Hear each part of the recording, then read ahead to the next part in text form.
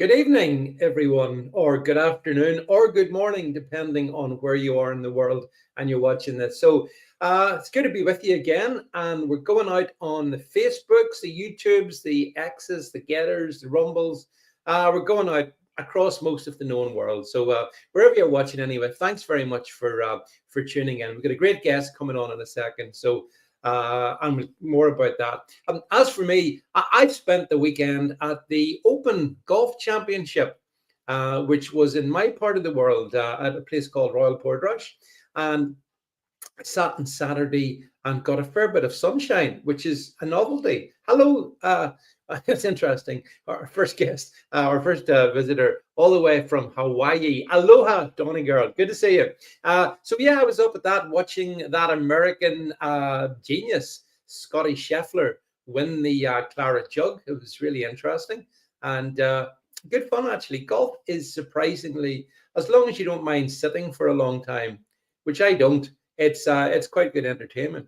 So I was doing that. And then the other thing just to mention before we get kicked off on the main topic is, have you seen all these big protests gathering outside the migrant hotels in the UK? Looks like stuff's kicking off there. So people should have the right to protest. They don't want these cross-channel asylum-seeking migrants, or invaders, as I prefer to call them. They don't want them in their communities. And it's interesting to see women in particular standing up and protesting and saying, enough, get them out. So interesting times. And I think we're going to have a very interesting week on that topic this side of the Atlantic. Meanwhile, which brings me nicely into our main story. On the other side of the Atlantic, I've been very perplexed over the past couple of weeks about the whole Donald Trump's behavior over the Epstein Files. And, I've talked to you about it anyway. And, I thought, well, the best person I want to have a guest on who knows what's going on, who has a clear view on it, and can help maybe shed a bit of light for us, because I know I get very involved in it. And maybe sometimes, you lose sight of the forest for the trees. And I suspect that's it. But I've been miffed by Trump. I don't understand all that's going on with the Attorney General, Pam Bondi, and FBI, DOJ, all of that. Don't really understand why is it so hard to get us the information concerning Jeffrey Epstein. Well, maybe there's good reasons for that. And to help us understand it, I'm really pleased to bring back onto the stream here my friend Teddy Pierce, TG Pierce, joining the stream. Hopefully. No, hi Teddy. Hello. So good. First of all, very great to have you back with us. It's always good to go to we're doing all this from a European perspective, but obviously you're right in there. So listen, Teddy, I have been kind of pissed off with Trump a bit. I don't understand I don't understand so much of it. Don't understand why Pam Bondi said she had the Epstein files on her desk, and then 6 months later, Trump saying, yeah, it's boring. No need to talk about it. There's bigger things, all kinds of stuff going on. So take us through it, Teddy. What do you think has been going on with regard specifically on the Epstein files? Yeah, well, with Epstein, I truly never like to say I told you so, but I think that this whole debacle is very much proof that there is entrenched powers within the United States government, that when they put their foot down and they decide something is going to be there, not even the president is going to be able to show up and usurp them in their decision-making process. I think that's exactly what's happened here with Epstein. I was shocked and a little bit offended as I saw that Donald Trump was trying to spin cycle this story, that they as an administration were going to try to spin cycle this story in real time. But I think what happened was it was a campaign promise. I believe that he was sincere in his campaign promises. And I believe that the slow rollout has been trying to figure out and navigate exactly how they can do this and roll the information that they have out. Of course, that is in parallel with the fact that this implicates so many deep state players. Of course, they're not going to just have that evidence ready to go and to hand to the Justice Department. Well, see, that's exactly it. The more I've thought about it, one of the thoughts that I've had is there any evidence there now? I mean, or has that all been, sort of cycled away over the last 10 years or whatever? What do you, is there Epstein files? I think there are a lot of Epstein files. There was it was going to go to trial 10 years ago. So there are Yeah. obviously court documents and cases and things like that. Whether or not his little black book is in a file somewhere with the FBI, I highly doubt that. But what I think they have enough to show that he was obviously running a blackmail operation. And I think they have enough strings in the information that they have that could be pulled on, and it could pull people back in and implicate a lot of people. And I think that's really where the story would go. It's going to be not because they have a smoking gun or a list of people, but enough people are going to be implicated in the information that they have to reignite this investigation. And we just can't have that, can we? Well, what do you think Pam Bondi meant back in February when she went on Fox and said, "Yeah, I've got the list on my desk"? I mean, did she speak out? Did she speak out of turn? What? How do you interpret what she said? Yeah, I think she probably got reprimanded. She probably was speaking out of turn. I'm sure she did have some information that was readily available to her. Uh, and I think that she was speaking off the cuff about information that was already out there. And then now we're in the hot water. She's in the hot water situation she's in now. Well, yeah, because there seems to have been tension between Pam Bondi and the likes of Dan Bongino, for example, who's Mhm. deputy of the FBI.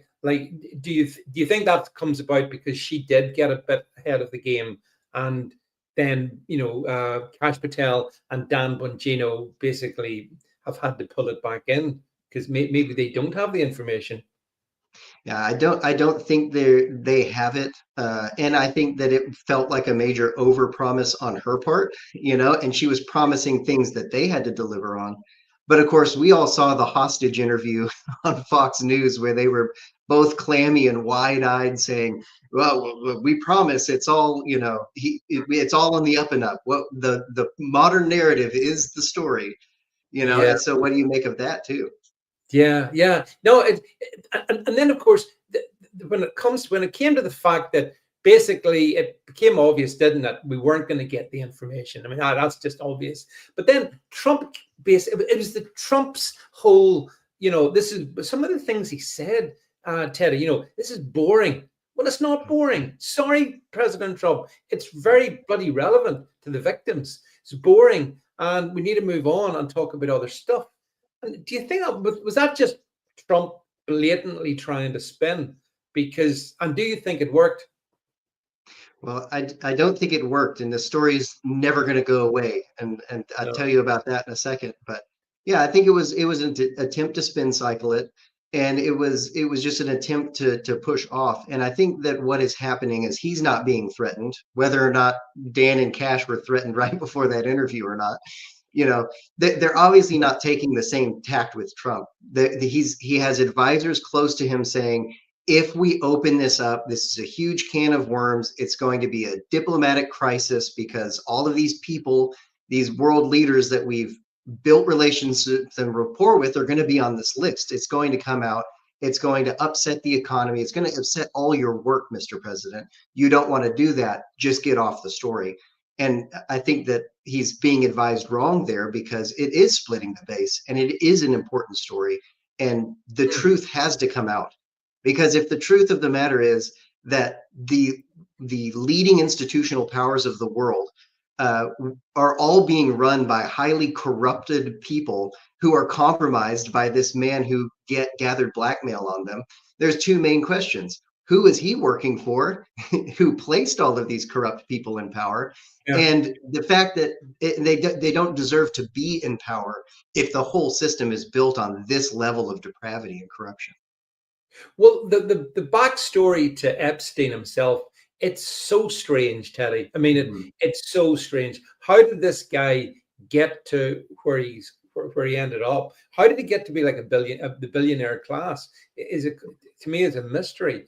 But to your point, he obviously mixed with an elite, a global elite, and that global elite don't want the stuff coming out. Therefore, I don't see how the stuff can ever actually all come out.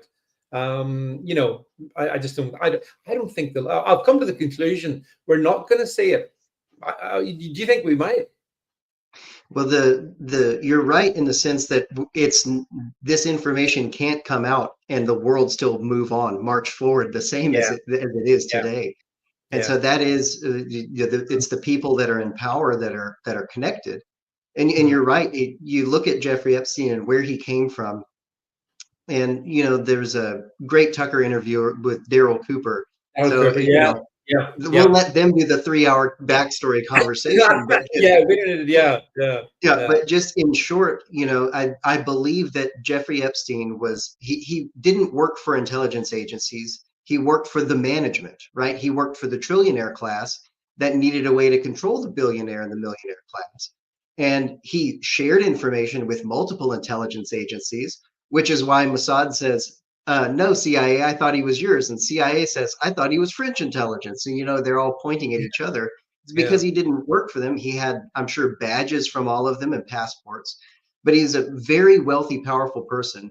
But I think he was a depraved individual. He oh yeah, liked to yeah, he liked to do the things that he caught and filmed other people doing.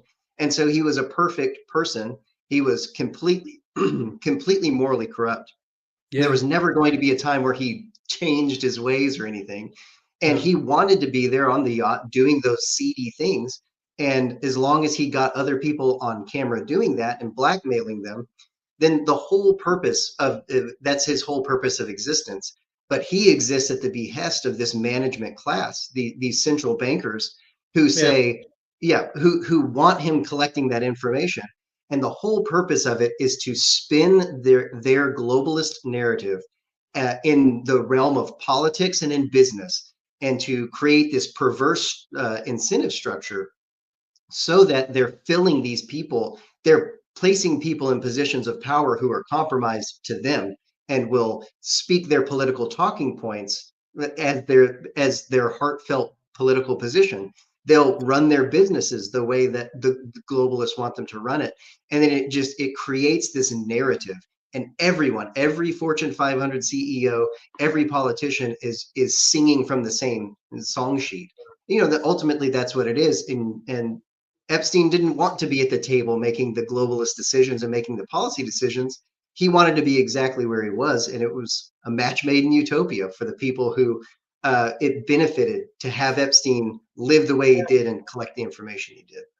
like in Epstein's New York sort of mansion, and obviously on Epstein on Lolita Island, there Mhm. were only, I mean, there was cameras everywhere, so Right. everything was recorded, and yet, we're being told, well, there's really nothing new. We don't have anything, or the stuff that we can show you.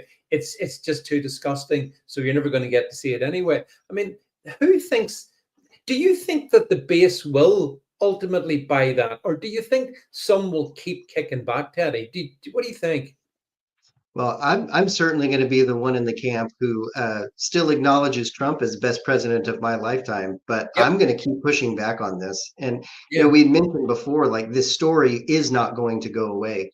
And of course, we want justice for the individual victims of Correct. Epstein. Yeah. Uh, Yeah. we want the names, but this is such a big story, and it's more than just tabloid gossip.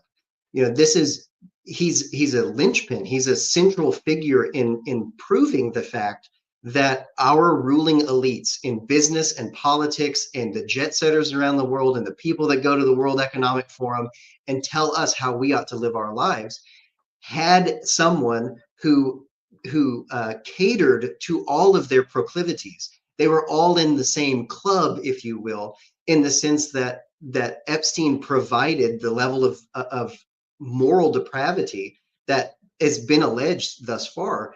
Uh, Everybody was in on it, and you know what? Maybe they were willing participants because they liked that sort of thing, and maybe they knew that they had to go to the party at least once to show their allegiance. But this shows a huge, it's a biblical proportions. And I think that's why the story's never going to Yeah, go away. yeah. It is a sin against humanity that cries out from the earth to God for vengeance. If indeed these allegations are true, it will come to light, you know. Well, Teddy, the thing is that if they're not true, why is Ghislaine Maxwell doing 20 years in prison? Yeah.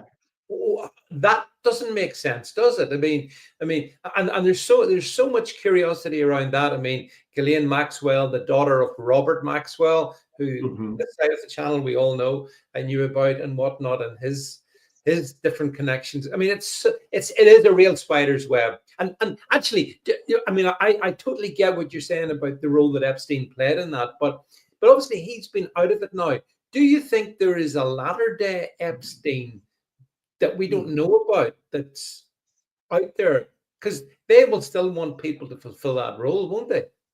The elite. Well, they certainly will. And I'm sure that there are people that are doing exactly what he was doing, maybe not on the billionaire playboy level like he was doing it. Mm, But I will say too that a mechanism like this, to create the secondary benefit of creating, sorry, it's not a benefit. If you're an evil psychopath and you want to control the world, this turns into a benefit for you. yeah, But yeah. if you have this system in place, and you can think about the way that these incentive structures work, it creates a perverse incentive structure.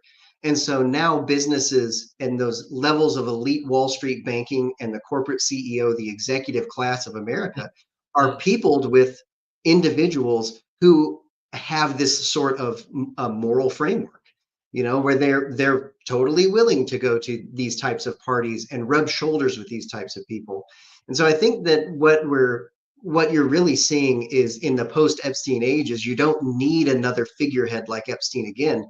because all of his little minions and friends and all of his connections, they're just as morally depraved as he was, and they're going to find their own ways to fulfill their own depravities. But now there's not an honest person left in politics. There's not an honest person left in business to be a whistleblower. And, Yeah. it's not, they're all It's, in on a conspiracy, but it is. it's a bit like he was a primary sort of tumor, and he's been cut out, but there's like hundreds of smaller tumors have gone all over the body. And Mm, and I think it's a good point to labor the fact that a lot of people would see Donald Trump, and I'm a huge fan, big admirer of President Trump, always have been, as the most powerful man in the world.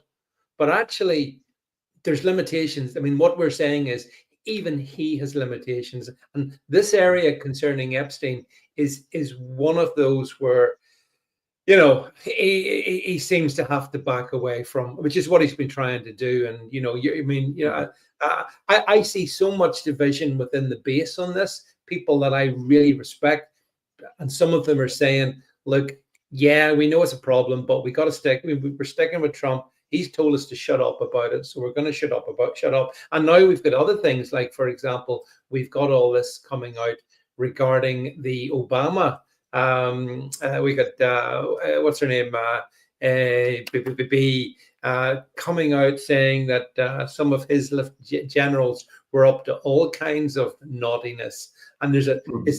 is that just a misdirection, or are we being directed? Look over there, everyone. Look at that. Stop talking about this Epstein stuff. This is a bigger scandal. Because some people have said to me, David, you keep going on about Epstein, but actually, all this other stuff's happening. But I'm not convinced that that's the case. What do you think? Well, the best distraction to Epstein in the world is to tell American conservatives that you're going to go after Obama Yeah, and all of the yeah, corruption of that yeah, yeah, administration. yeah, yeah, But yeah. in many ways, I do believe that it's a look over here. Let's leave this story alone. That's Uh, what I think. in Yeah. a lot of ways. Yeah, that's exactly what I think. But okay, back to Epstein again. So his bosses, right? So who did he work for, Teddy? Well, I call them the management, or the thrones of Davos. And Yeah. it is this faceless, nameless group of people, a very small group of people who own the central banks. And there's just these are people who sit on giant piles of cash and finance the Fortune 500 and the New York Stock Exchange and Yeah.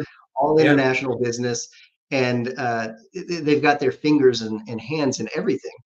And Mhm. so in my book, Dethrone Davos, I talk about this. To a plan to control the world, to manage the world is not a simple plan. It's a complex plan, and it involves all of these players and pieces.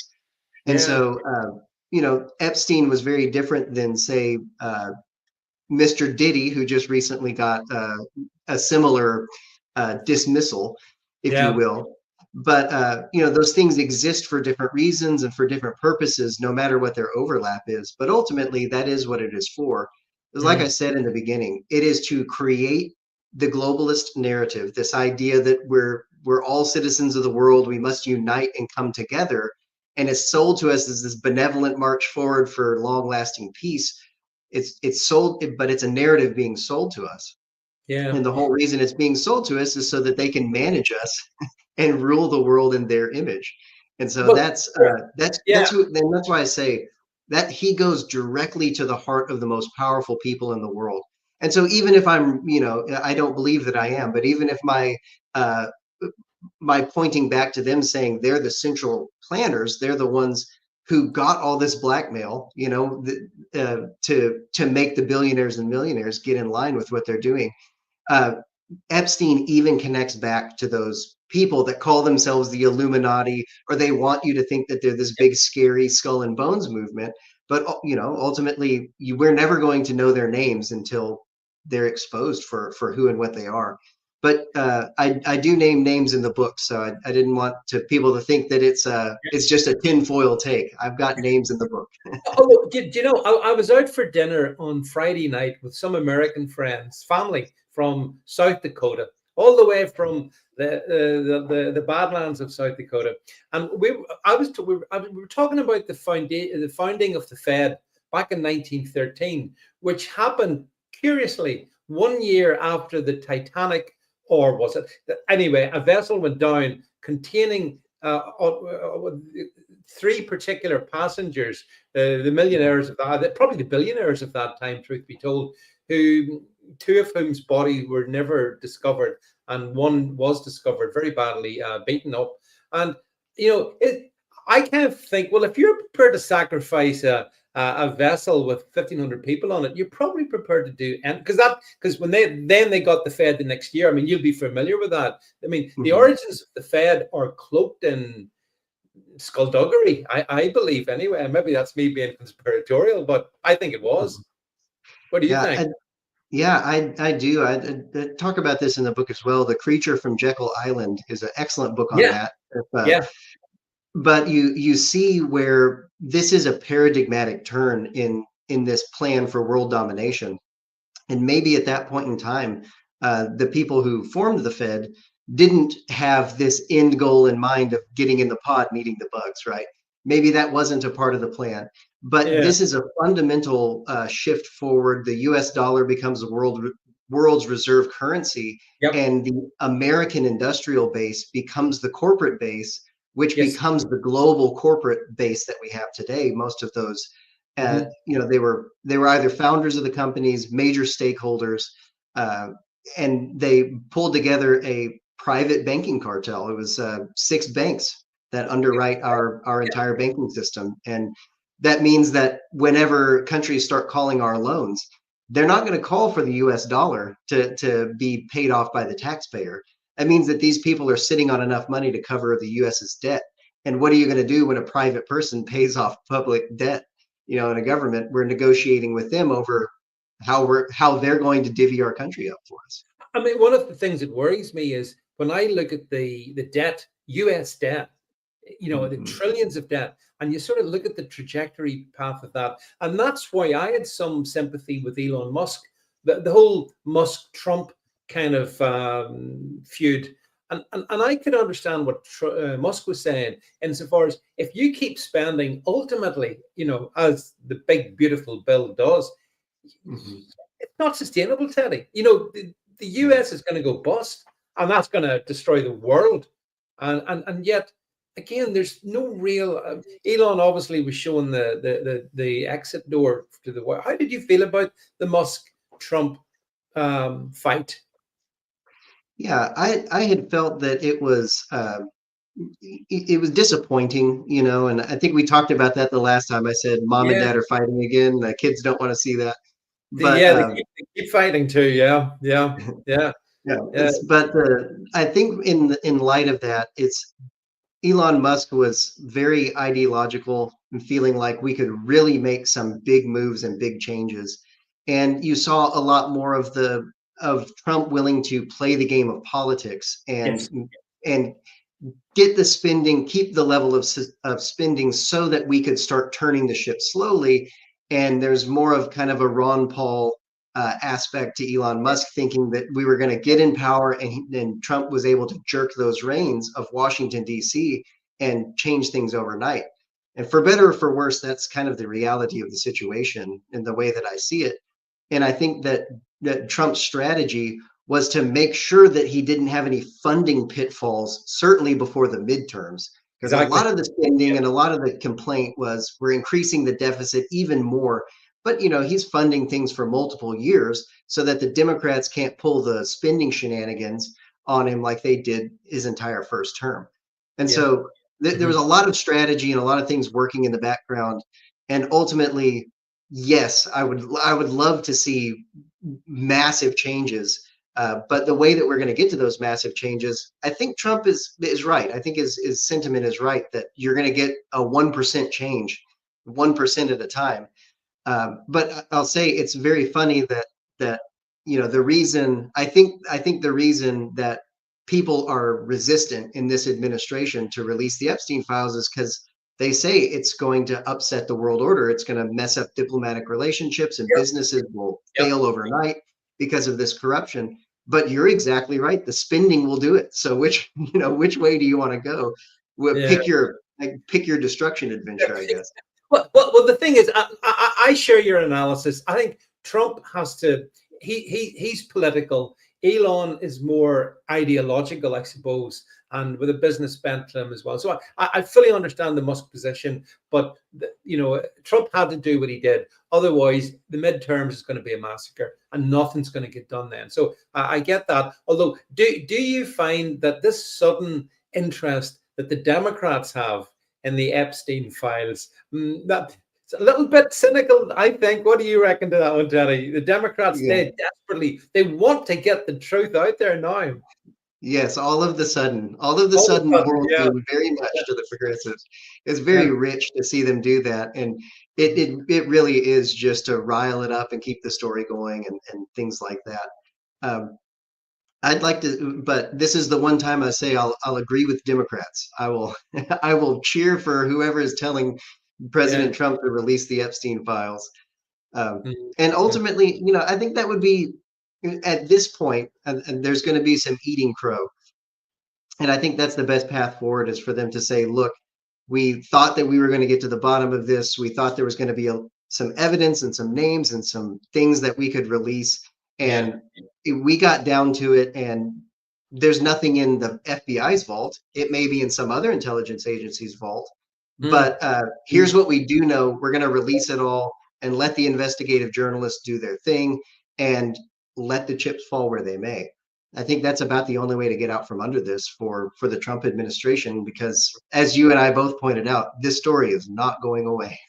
No, that's the thing. Even Donald Trump can't just click his fingers and make it go away, because a lot of us, and it's just instinct. You sort of think, Mhm. well, hang on a second. This is not. I mean, if you're a logical person, there was the pre-election promises. There was the Bondi stuff. Cash Patel and Dan Bongino, before they got into position, never shut up, telling us that we needed to get this, and then they get into position. And but then this is what I find fascinating. It's almost like, Teddy, once they're all inside, it's okay to talk like you and I do outside the room, right? But once you're inside the room, then I suspect it is different. And there are pressures then brought to bear, even on the most principled people. And Donald Trump, I think, is one of those actually. And I think Patel and Bongino are as well. And probably even Bondi. She might be a little bit inexperienced, but but the pressures must be so massive that they parry it. And it's again, it's kind of been embarrassing for me to watch these people who I've always liked. Mhm. But it goes to your point. There are more powerful forces coming down in them than maybe we have to cope with. I think you're right. The closer the closer you get to the kitchen, the hotter it gets. Yeah, yeah, yeah. But when you're in there and having to make those decisions, it, it may be has been a wake up call for somebody like Dan Bongino to realize Yeah. how little power and ability to make change in Washington D.C. that Yes. he actually has. Yeah. I think. I But think you're. that Yeah. yeah, that ties back to showing you that the intelligence agencies run our foreign policy, and they're unaccountable bureaucrats who hire and fire themselves. And the regulatory agency controls our domestic policy, and they're lifelong bureaucrats who hire and fire themselves. Yeah. And at what point do this is again just a perfect microcosm of saying how much power do we the people have when our elected officials get into power and put good people around them, and this is the outcome. And I Yeah. hope it's waking more people up. Do you think Epstein killed himself? I don't, and I would not be surprised if he is sitting on a beach somewhere and he was I said carted that. out of there Yeah. alive. Yeah, yeah. I put that out as a post there about a week or so ago. It wouldn't surprise me. It definitely wouldn't. The one thing I don't believe he killed himself, and I'm not even sure that he was murdered. It's so murky, isn't it? I mean, they had to get shot of him, but there's a narrative. Oh, he was murdered. Inside job. All those cameras, Teddy, that just stopped working. I mean, yeah, come on. But Mm. then, I mean, I was so shocked when Patel and Bongino came out and said, "Yeah, he definitely killed himself." I thought, what? The only thing that's been killed here is the truth. What do you think? Yeah.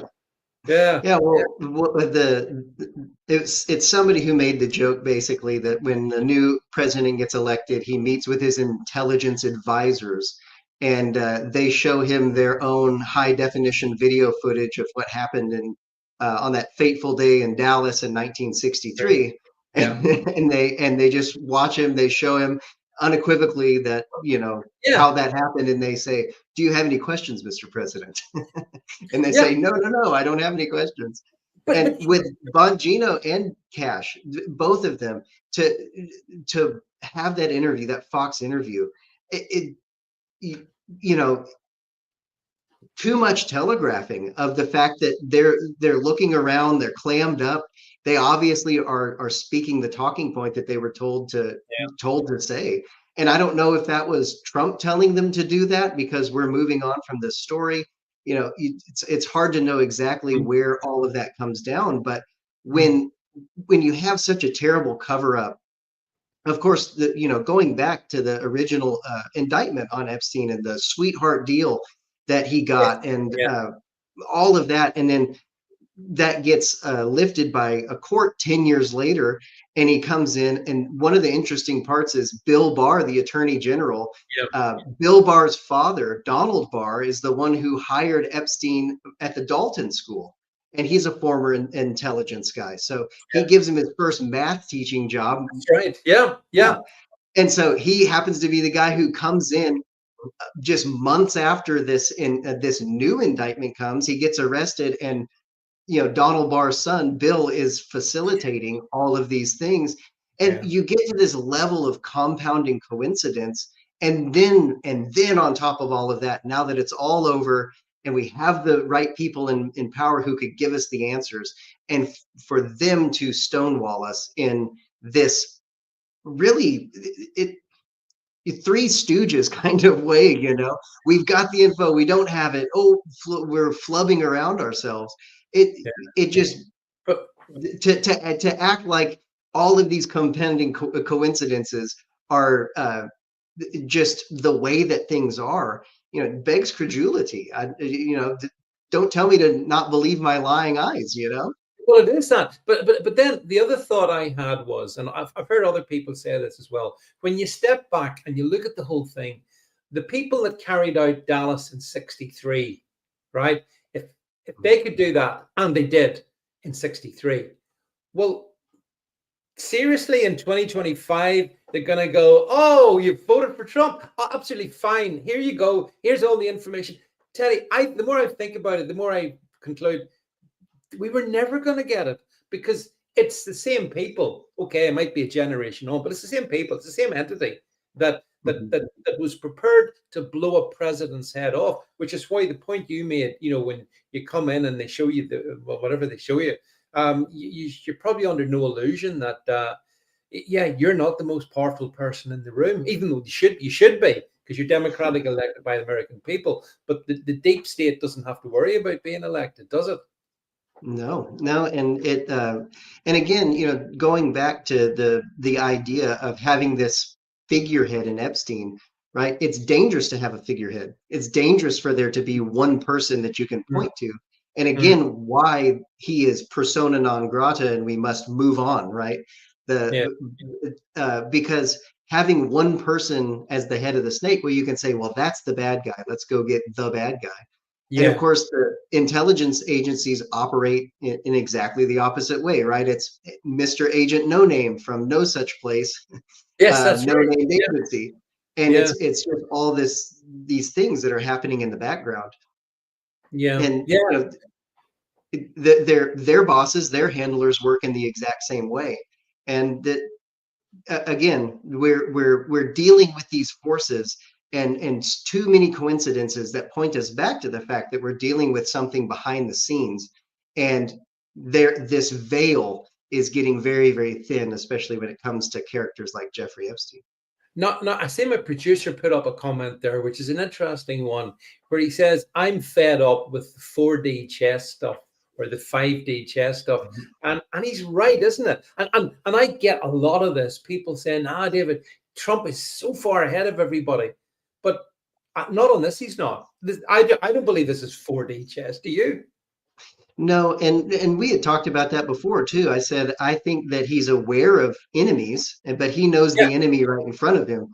I don't think he understands the full scope of how this is all connected, and that the 3 to 4 to 8 entities at any one point in time that are chasing him, well, they're just the hounds, and you've got to figure out who's riding the horse and blowing the trumpet. That's really and that's why I try to do in the book, and try to do that in a very logical and rational way, so that you're saying you're dealing with an ideology. And once you can get outside of the system, right, the talking points treadmill, the simplicity of it that's put right in front of you, and you can see what they're driving at and what they're doing, you realize that we are dealing with this story of biblical proportions, and people who feel that they have a sovereign godship over us, and they will achieve their global management system by any means necessary. And if that means that they let Trump get elected in 2024 because we wouldn't have believed if they had installed Kamala Harris, in this ebb and flow of information and all of these things being released, and so much good that the Trump administration has done, they still feel like they can mitigate the damage, right? Because what he's doing is damage to their system. So they obviously feel like they can mitigate it in some way and recover from this and keep marching right on with their lifelong bureaucrats who see presidents come and go. Well, that's so true what you're saying, Teddy. I mean, Trump, even in this very short time, the last 6, 7 months, I mean, he has achieved a lot of good stuff, which I'm sure they're not happy about. Although one of the things that I still think that the deep state wants the Ukraine-Russia thing to carry on. I don't think they want peace. In fact, I'm certain they don't want peace there. And it's been interesting to see Trump getting frustrated about it. And I can understand, because again, I supported his efforts to bring peace. But but the fact is, the US, without the US, Teddy, Ukraine is going nowhere. In fact, it's all over. So under Biden, it was all propped up by the US, obviously, the against Russia. And now under Trump, it still is. So, I mean, I find that alarming as well. What's your views on that, Teddy? Yeah, well, I think that the foreign policy apparatus that's run Mm, by Five Eyes, we're all in on it. All of our intelligence yeah, agencies, yeah. uh, they're the war machine, and war is good for business, and war is Mm, also good for destabilization. mm, And the lie that we're bringing the Russian government or the Russian army to its knees by no, engaging in these proxy wars is yeah, mm, obviously ridiculous on its face. yeah, And they're going this intelligence, it's the intelligence agencies that inform the president about conflicts. And they were probably trying to overthrow the government with coups and who knows what before they're going. And then the eruption, right? The event happens. And who is it who's been monitoring the situation and pulling strings behind the scenes? Who is it that goes in and advises the president on what the best thing to do? It's the same people. And yeah, so they have deep pockets and black budgets and all of these types of things that they can assert their will in many, many different ways, regardless of whether Biden or Trump is the president. Of yeah. course, if they have the presidential buy-in, all the more power to them. But we're seeing they're making these moves even with Trump in office. That's exactly the point. In a way, it doesn't totally matter if it's Trump or not. And actually, I'm sure when we look back from a historical point of view, President Trump will be seen as almost an anomaly. I don't think there's. I mean, I'm a big fan of JD Vance because I quite like the idea of President Vance for obvious Yeah. reasons, right? But he's no Donald Trump. Now he might be good in his own way, but Trump's kind of unique, I think, in modern history. And even Trump, as you say, Teddy, when push comes to shove, has clear limitations in terms of how this deep state swamp is all around him. When he talked, maybe it was naive back in 2015 when he talked about draining the swamp. Because the truth is, and we have a swamp in the UK as well, and it's very Mhm. similar. You know, I don't know how you can ever drain it. I'd love to drain it. I'd love to destroy it, but I don't know how you can. Do you think it's possible, Teddy, to drain the swamp? Uh, I do believe that it is possible, but it's hard to say whether we can do that 1% at even 1% at a time, Yeah, kind of yeah, on that Trump strategy, or it's going to be more of a slash and burn, and to for us the regulatory agencies create and craft more policies and laws than Congress does in a year, and that's supposed to be the lawmaking body. But we are going to have to get to a critical mass of people who are rejecting this liberal modernity, this global world order system where all of these wealthy nations are bought into the idea of one world government, or that all the governments of the world should assent in some way to a central authority. And we're going to have a massive rejection of that. mm, And I mm, hope that happens on a philosophical level. I hope that happens in demonstrations and protests, and it does not have to come to kinetic war of any kind. But mm. certainly, the sentiment has to be there from the people for the president to carry the mandate forward.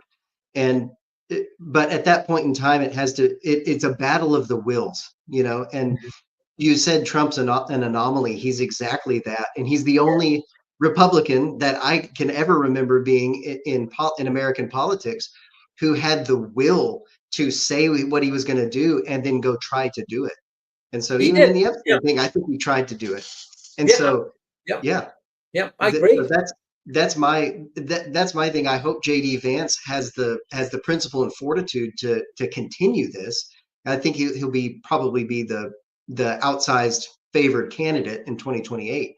But that's what it's going to have to be, is the Republican Party or whatever is going to stand up to the progressives and this global world order and say, no, we're going to have sovereignty and freedom, and get the get the backing of the people, so that when they show up and start firing all of these bureaucrats and sending them scurrying out of Washington D.C., we're Yeah, not going to have the emotive backlash of saying where the person's a tyrant, they're too mean.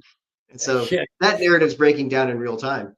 One of the things that worries me is that it seems to me, as a response to the election of President Trump in November, the Democrats, or at least a section of their voting base, has swung further left, a la what we're seeing in New York. And I'm seeing stuff in Minnesota as well, where they've gone full Somali in Minnesota, and it's not in, I don't think it's inconceivable in 2028 that it could be AOC who is the Democrat candidate against JD or whoever the Republican. What do you think about the prospect of an AOC as the candidate in 2028?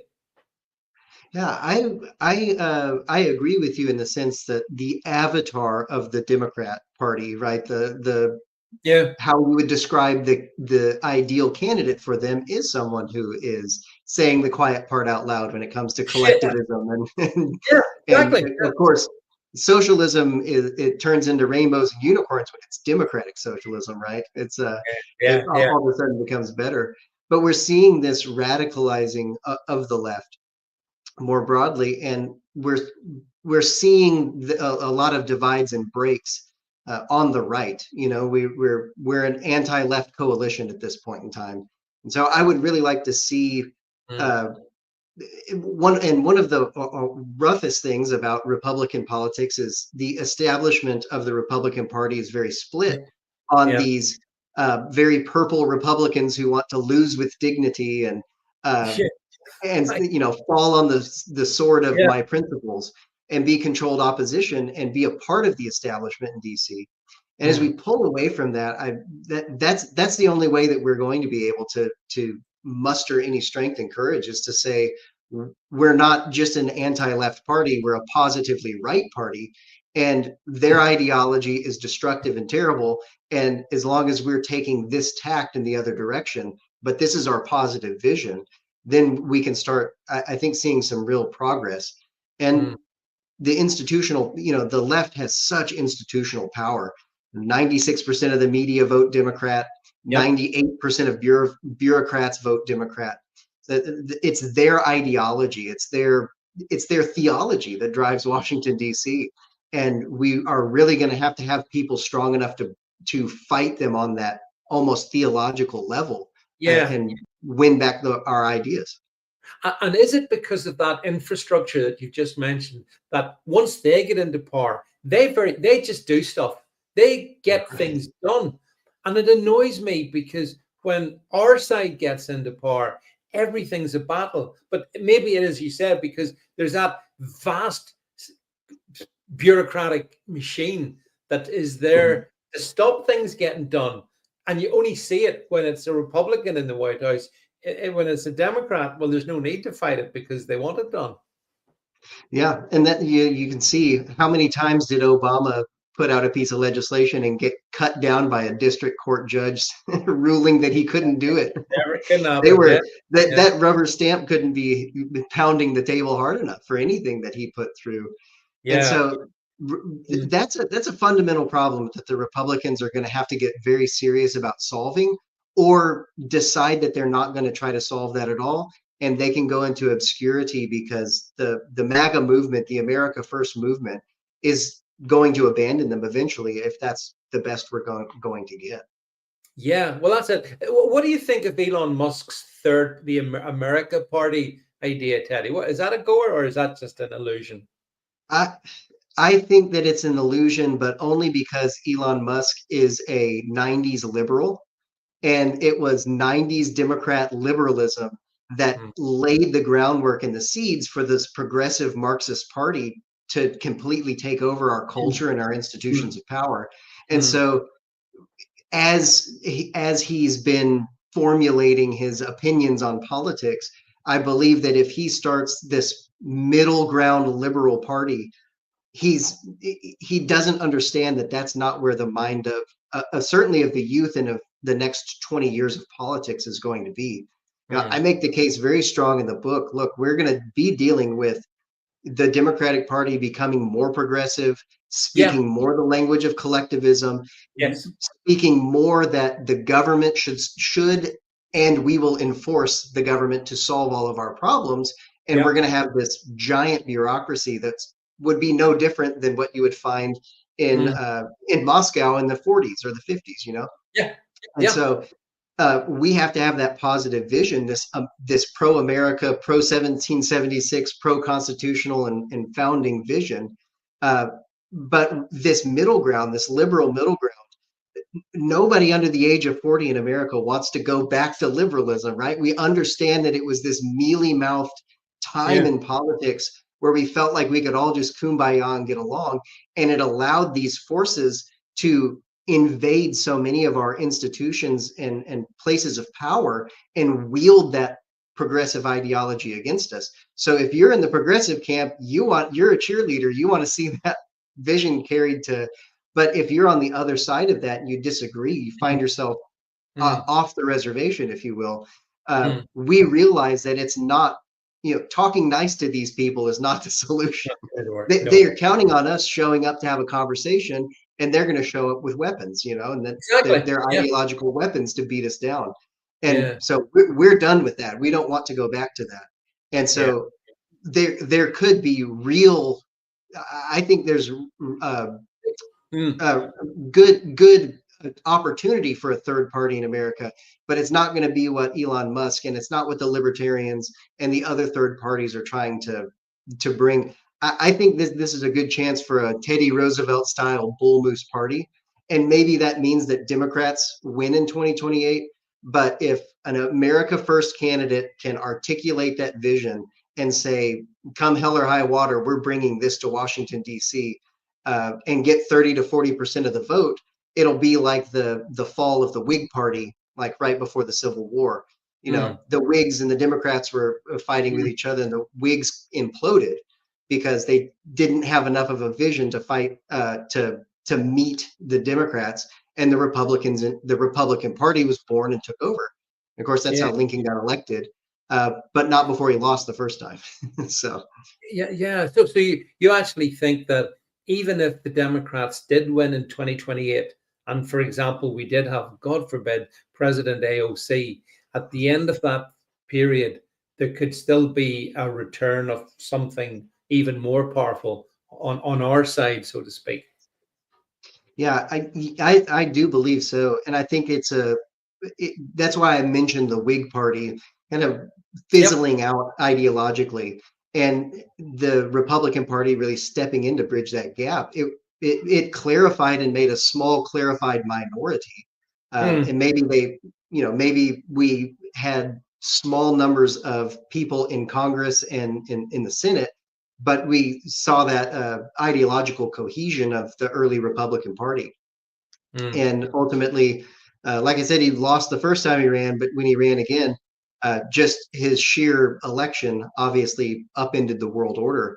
And certainly not advocating for civil war or anything like No. that. No. But No. if we could, get rid of the chaff, as it were, and these old institutional Republicans, these controlled opposition Republicans, and have Yeah. a clear-eyed minority of an America First party, it would ultimately be good for the nation. We'd slide further to the left but we're sliding to the left whether it's a Republican or a Democrat in control as it is. Yeah. It's kind Although of creating a tipping point. Although the interesting thing is that, the old saying, what happens in the States does have a global effect. I mean, it clearly has a ripple across to us here in the UK, Teddy. When the President Trump getting back into the White House has been really good for us over here in the sense that it shows that you can speak plainly as Trump does, and you can win power. But then Trump spoils it by praising the British Prime Minister, who is, basically a glorified communist, is what he is. And I'm sick of Trump saying, "Oh, what a great guy Starmer is." Keir Starmer's not a great guy. And over here, we know that he hates Trump. He absolutely hates Trump, but he won't say it. He'll be very nice. And I wonder, why does Trump say such nice things about a British Prime Minister who loathes him? Well, I think it's goes back to his art of the deal. He's going to butter Starmer up, and so he says, "Hey, I praised you. Now it's time to come to the table and see my agenda." And really, I think that's a major foible of Trump's, and it's very endearing. He's very good at negotiation. But again, tying this back to the fact that this is a central theology, it's a central philosophy that's driving people like Keir Starmer. It's driven all Marxists. Yep. That's it's knocking the morals down, knocking the niceties down, and creating just a sheer power vacuum. And in a sheer power vacuum, you can step on anyone's neck, and there's nothing that stands in the way of you justifying you winning for the sake of the revolution. Mm. And we're dealing with these two opposing forces, these two different ideologies, and that's something that Trump doesn't see. Wish he'd take Teddy's advice more often. But Wish I you would. just say Yeah. you're dealing with moralless people who are willing to use any tactic against you to see the glorious revolution take one step forward.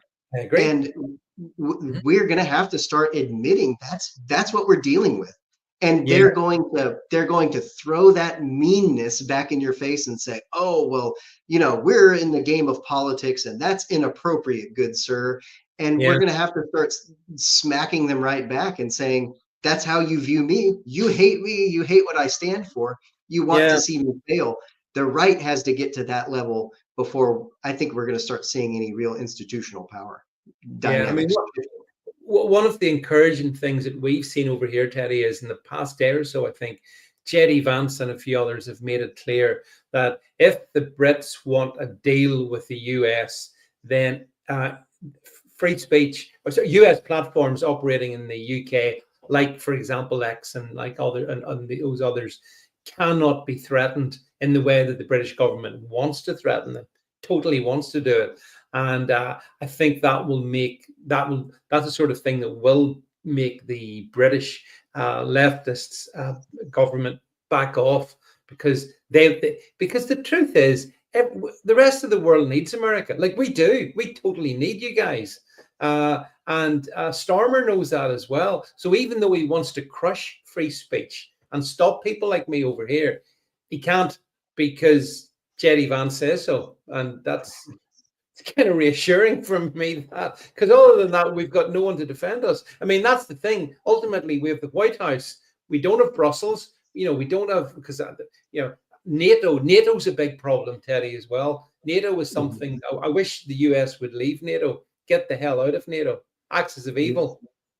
Yeah, yeah. I don't understand why we have a giant militarized force to fight an enemy that we defeated in 1992. You know. Yeah, Um, yeah. so, No, but yeah. it's foreign policy though. This adventurism or globalism, whichever word you want to use for it, and obviously like I guess Trump couldn't completely reverse it, even though he shouldn't be getting involved. Final thing, just I want to wrap on this one as well.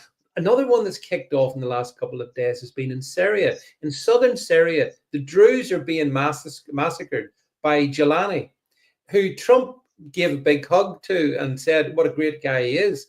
And now those Syrian ISIS forces are slaughtering Christians and Druze in Syria. Again, how do you read that one, Teddy? Well, the foreign policy apparatus has shrouded the Middle East in a great amount of controversy, and it's hard to see why they would be picking winners and losers that they pick, and Yeah. um, and of course, you have the whole Palestine-Israel situation, Yep. and it, Yep. it just seems to be made as a political quagmire to create these things. Mm. And I hate that, again, they're willing to sacrifice these people's lives and the safety and security of that corner of the world. But Yeah. really, I'm always very skeptical when I see these things rise up, and ultimately we have to say who's being funded and for what purpose, Yep. and tie that back into, are they going to make me feel sorry for this group of people so we can really go after this other Yep. group of people? Yeah.